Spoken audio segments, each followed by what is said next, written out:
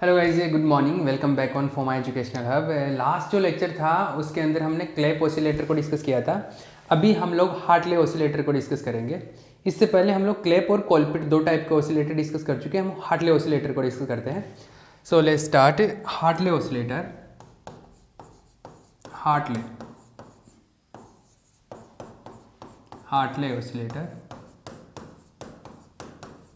Hartley दोलित्र।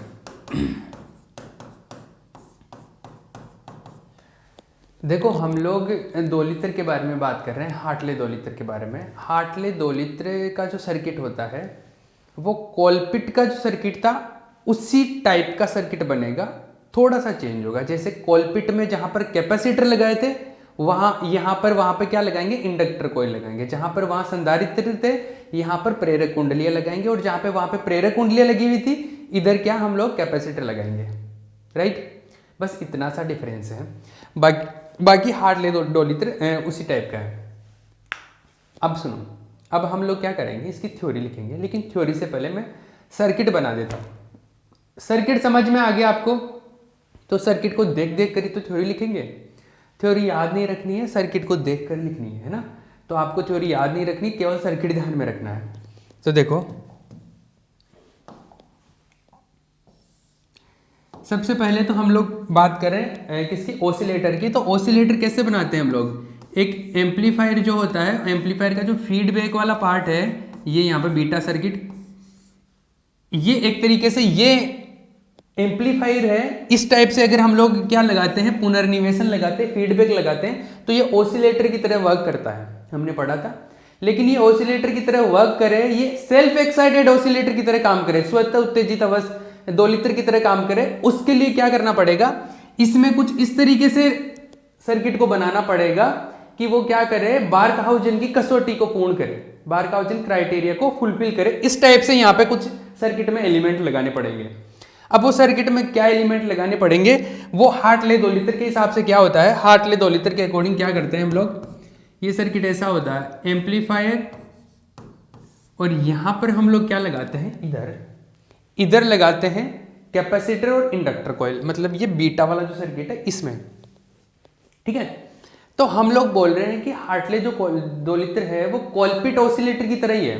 तो कोलपिट जो oscillator है उसमें क्या होता है, हम लोग एक कैपेसिटर, दूसरा कैपेसिटर ऐसे, और इधर एक इंडक्टर कॉइल ऐसा लगाते हैं। इसको C1, इसको C2 बोल देते हैं, इसको ग्राउंडेड कर देते हैं, इसको L बोल देते हैं। ये कोलपिट होता है। लेकिन अभी मैं बोल रहा हूं कि मुझे बनाना हार्टले, और हार्टले जो होता है वो कोलपिट की जगह पर क्या कर रहे हैं, किस तरीके से बनाते हैं। कोलपिट में जैसे यहाँ पे कैपेसिटर लगा हुआ है, यहाँ पे कैपेसिटर, तो इन दोनों को हटा के यहाँ पर लगा लो प्रेरक कुंडलियां, इंडक्टर कॉइल्स। तो इन दोनों को तो इंडक्टर कॉइल्स बना दो, इनको तो देखो इधर तो बना दो आप इंडक्टर कॉइल,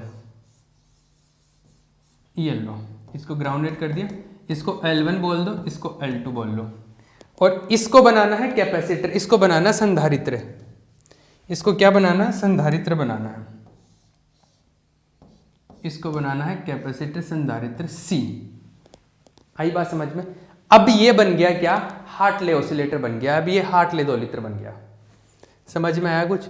इसको थोड़ा सा बीच में बना दो ताकि दिखने में ठीक दिखे।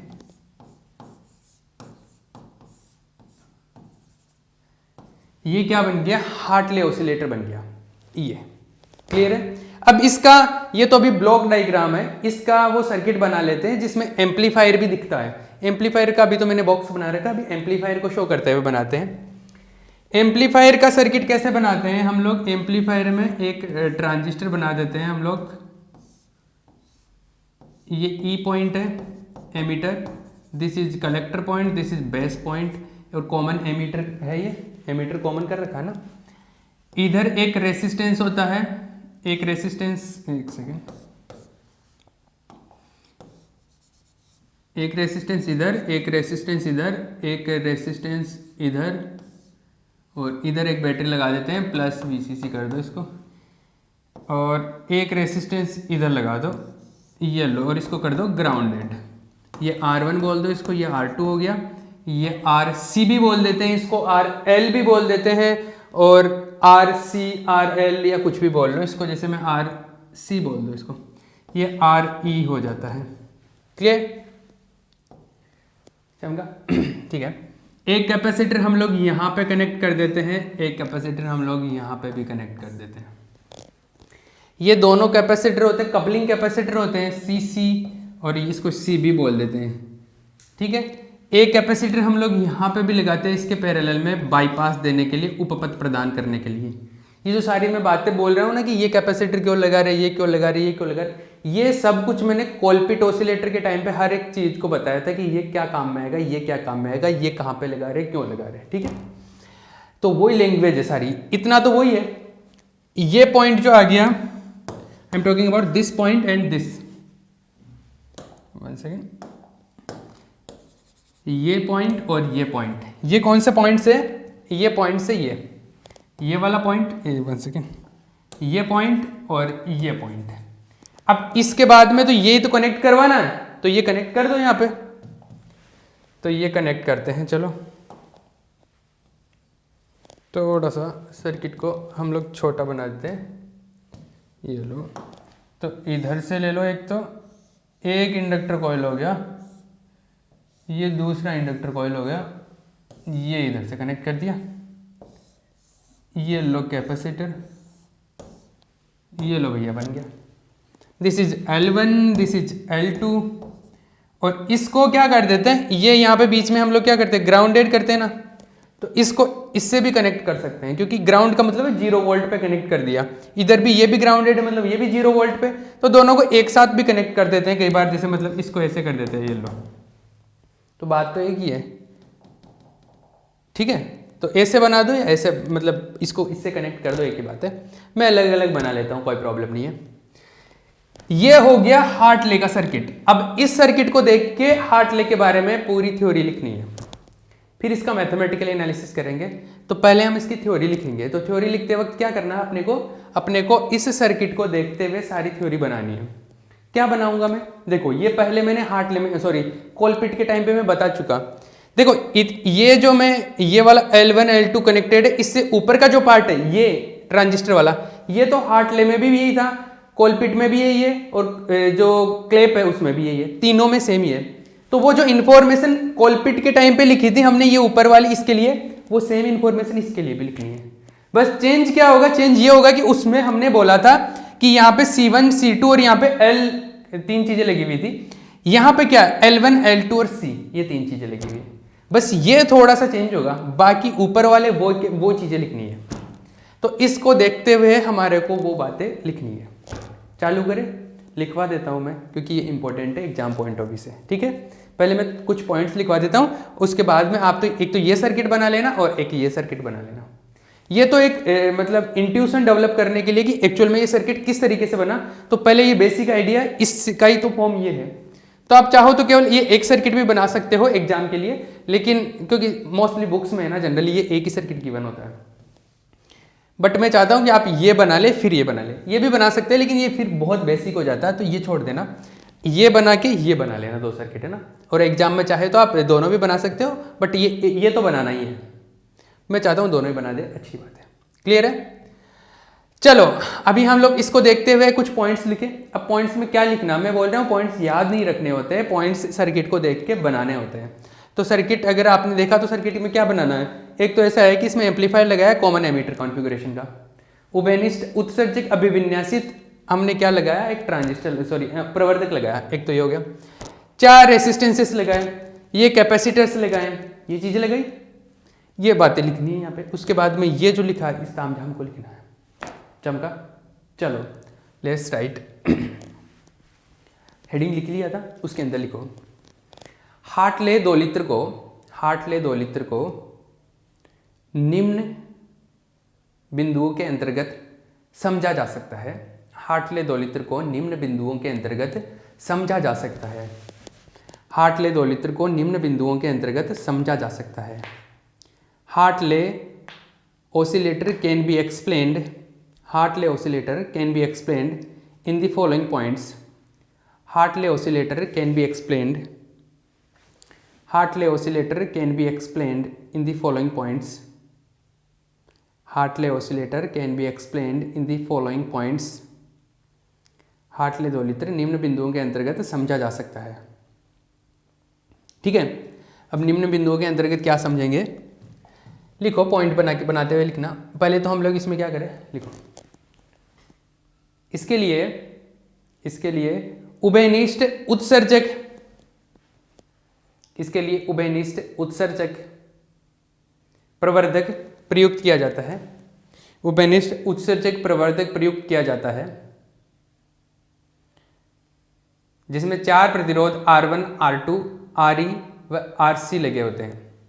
जिसमें 4 प्रतिरोध R1, R2, जिसमें 4 प्रतिरोध R1, R2, Rc एवं Re लगे होते हैं।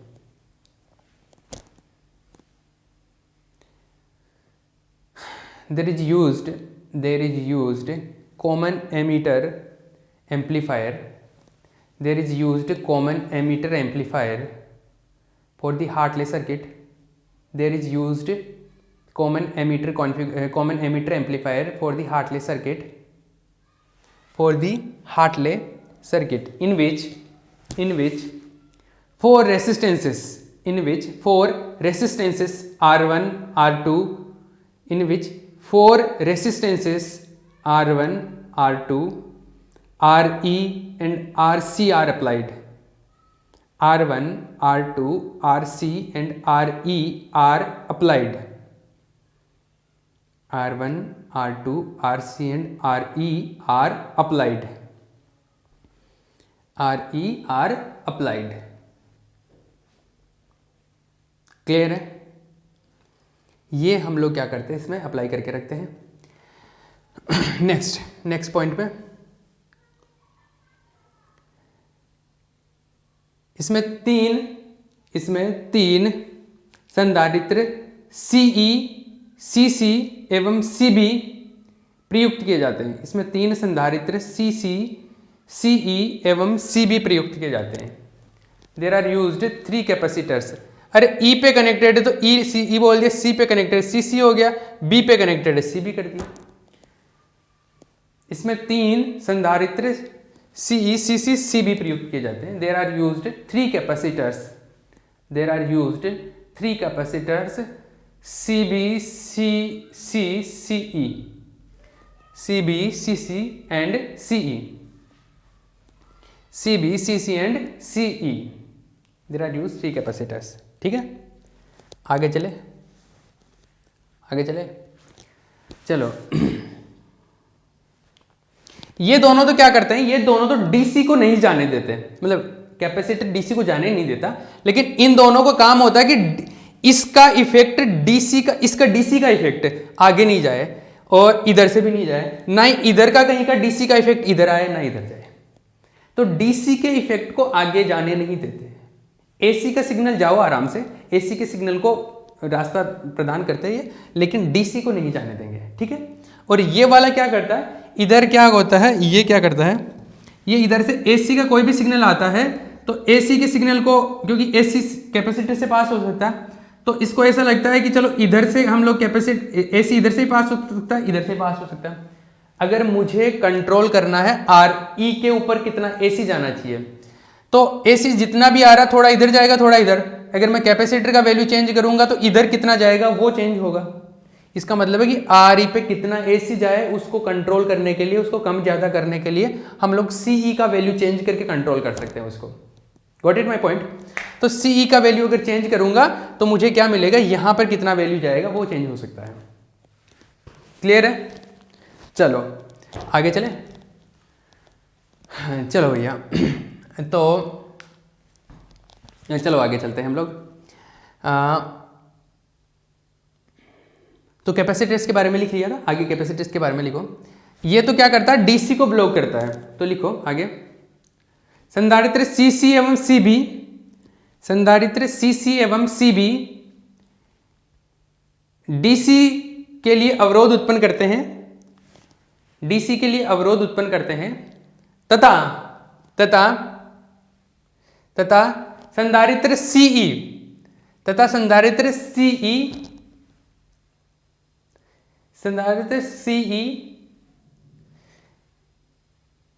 एसी संकेत को एसी संकेत को उपपथ प्रदान करता है। एसी संकेत को उपपथ प्रदान करता है। एसी संकेत को उपपथ प्रदान करता है। एसी संकेत को उपपथ प्रदान करता है। एसी संकेत को उपपथ प्रदान करता है। ठीक है, एसी संकेत को उपपथ प्रदान करता है। क्लियर है? चलो इंग्लिश में लिखो। Capacitor CB and CC, capacitor CB and CC block the DC signal, and capacitor CE and capacitor CE and capacitor CE and capacitor CE and capacitor CE provides the bypass to the AC signal, provides the bypass to the AC signal, provides the bypass to the AC signal। ठीक है, ये हो गया। ये इसके बारे में कहानी खत्म हो गई। अब इनके बारे में बात करेंगे, L1, L2 और C। ठीक है, तो आगे पॉइंट लिखो। हार्टले 2 लीटर में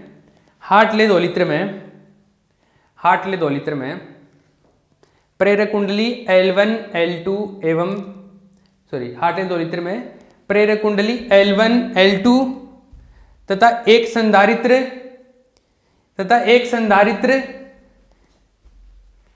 जिसकी धारिता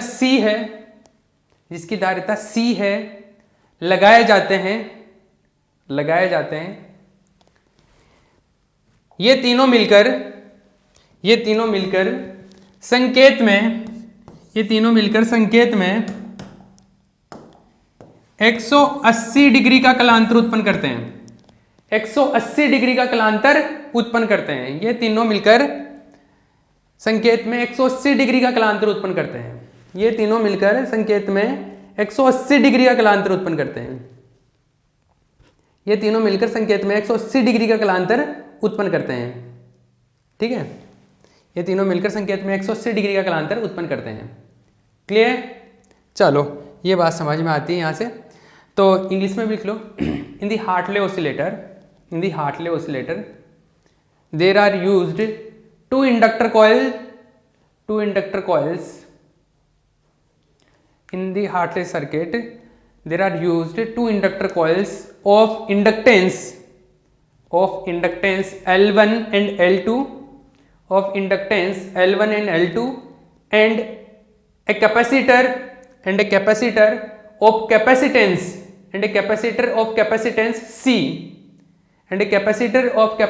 C are used which produces 180 degree of phase shift, 180 degree of phase difference or shift, which produces 180 degree of phase difference in the signal 180 degree का तो ये जनरेट कर देते हैं ये तीनों मिलके, और 180 डिग्री का ये एम्पलीफायर कर देता। तो 180 प्लस 180 पाई प्लस पाई 2 पाई 360 डिग्री हो गया। तो टोटल 360 डिग्री का हो गया, मतलब बार्क-हाउज़ेन की कसौटी पूरी हो जाती है। क्योंकि बार्क-हाउज़ेन क्राइटेरिया कंप्लीट करने के लिए क्या करना पड़ता है अपने को, 0, 2 पाई 3 पाई 2 पाई 4 पाई इस टाइप का हमारे पास में क्या होना चाहिए, कलांतर होना चाहिए, या तो 360 या 720 या उसके मल्टीपल में। तो 360 डिग्री का कलांतर उत्पन्न हो जाता है तो हमारा क्या बार्क-हाउज़ेन का क्राइटेरिया पूर्ण हो जाता है। और बार्क-हाउज़ेन का क्राइटेरिया अगर एक बार फुलफिल हो गया तो हमारा जो सर्किट है ऑसिलेटर का वो क्या करेगा, सेल्फ एक्साइटेड रहेगा, मतलब स्वतः उत्तेजित दोलित्र। तो स्वतः उत्तेजित दोलित्र की कसौटी मतलब उसकी शर्त को पूरा करने के लिए हमारे को क्या करना पड़ता है, ये 180 डिग्री का कलांतर उत्पन्न करना चाहिए। क्लियर? तो ये क्या करेगा, 180 डिग्री का फेज डिफरेंस जनरेट करेगा। एक तो ये डायग्राम बनाना आपको और एक ये बना लेना। क्लियर है? ये बात है भैया। चलो इसके अलावा एक और इंपॉर्टेंट बात होती है इसके अंदर, उसके बारे में बात करता हूं। हार्टले में देखो क्या है, इसका जो इंडक्टेंस है, इसका जो प्रेरकत्व है वो कितना L1 है, इसका कितना है L2 है। सिंपल सी ऐसी बात है। लेकिन क्या होता है जब दो इंडक्टर कॉइल्स आसपास होती है, एक दूसरे के नजदीक होती है और एक का इफेक्ट दूसरे पे चला जाता है, मतलब आपने अन्योन्य प्रेरण का नाम सुना होगा, म्यूचुअल इंडक्टेंस। ऐसा है जैसे एक इंडक्टर कॉइल है और इसके पास में मान लो दूसरा इंडक्टर कॉइल है, ऐसा ये सीन होता है ट्रांसफॉर्मर में। ट्रांसफॉर्मर आपके घरों के बाहर जैसे खंबे लगे होते हैं, उन पर एक छोटा सा ऐसा एक डिब्बा लगा हुआ होता है, ठीक है ना, या आपके घर में जहाँ से ग्रिड से जो इलेक्ट्रिसिटी का ग्रिड होता है वहाँ से जो बिजली आती है, वहाँ पर भी ऐसे खंभों पे बीच में ऐसे बहुत सारे वो लगे हुए होते हैं, उनको हम लोग बोलते हैं ट्रांसफॉर्मर्स। वैसे उनको नॉर्मल लैंग्वेज में डीपी भी बोलते हैं। तो जो डीपी या ट्रांसफॉर्मर जो भी बोलते हो आप, उसमें क्या होता है, ऐसे लगी होती है दो इंडक्टर कॉइल्स, दो प्रेरक कुंडलियाँ लगी होती है। ये प्रेरक कुंडलियों में क्या होता है, जैसे ये चक्करों की संख्या होती है, नंबर ऑफ साइकिल्स या नंबर ऑफ रिंग्स जो भी बोलो आप इनको, इनमें जैसे N1 है, इसमें N2 है, जो भी है, ये क्या करता है वोल्टेज को कम ज़्यादा कर देते हैं, मतलब वोल्टेज को कम या ज़्यादा कर सकते हैं, इंक्रीज डिक्रीज कर सकते हैं हम लोग, स्टेप इन वोल्टेज को कंट्रोल कर सकते हैं। कुल मिला के बात ऐसी है, इनके ये जो फेरों की संख्या है, नंबर ऑफ साइकिल्स है, उनको चेंज करके। ये इस एक्चुअल में इसमें क्या होता है, ऐसा होता है कि जैसे इसमें करंट अगर फ्लो हो रहा है, इसमें करंट फ्लो हो रहा है, ये दोनों टच नहीं कर रहे, इसमें करंट फ्लो हो रहा है, करंट फ्लो होता है तो यहाँ पर मैग्नेटिक फील्ड जनरेट होता है, मैग्नेटिक फील्ड जनरेट होता है और मैग्नेटिक फील्ड में चेंज होने की वजह से यहाँ पर इसके अंदर भी क्या हो जाता है, इसका इफेक्ट आ जाता है और इसका इफेक्ट आ जाता है, मतलब इसमें भी करंट फ्लो हो जाता है। तो इसके एक की इफेक्ट की वजह से दूसरे में जब इफेक्ट पड़ता है तो इसको बोलते हैं प्रेरण हो गया, मतलब इसकी वजह से ये प्रेरित होकर क्या हुआ, करंट फ्लो हो गया।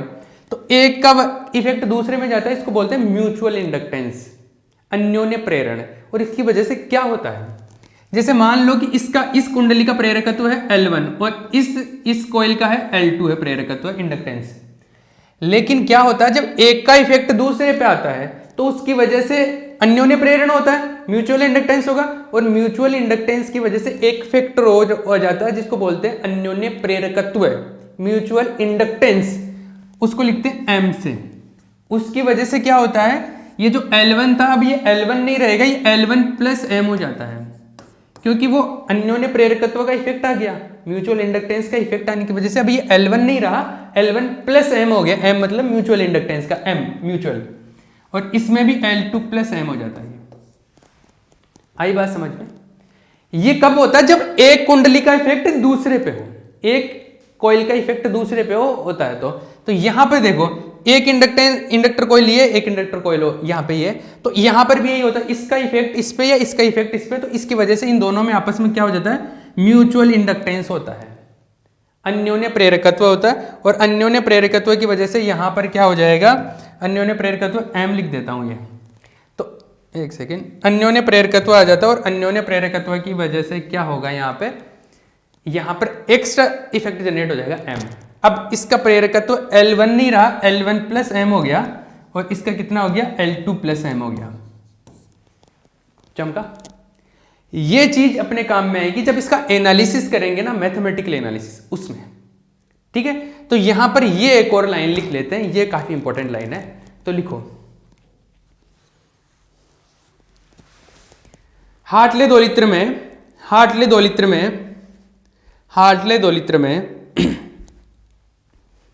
अन्योन्य प्रेरण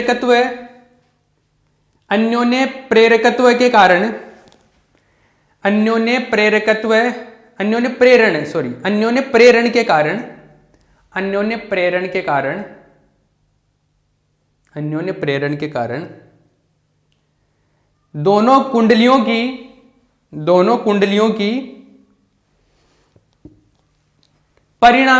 कुंडलियों का परिणामी प्रेरकत्व है, दोनों कुंडलियों का परिणामी प्रेरकत्व है L1 प्लस M एवं L2 प्लस M हो जाता है, L1 प्लस M एवं L2 प्लस M हो जाता है, L2 प्लस M हो जाता है, ठीक है। ये चीज है, इंग्लिश में लिखो, due to the mutual inductance between coil L1 and L2, due to the mutual inductance between the coils L1 and L2, due to the mutual inductance between the coils L1 and L2, between the coils L1 and L2, the resultant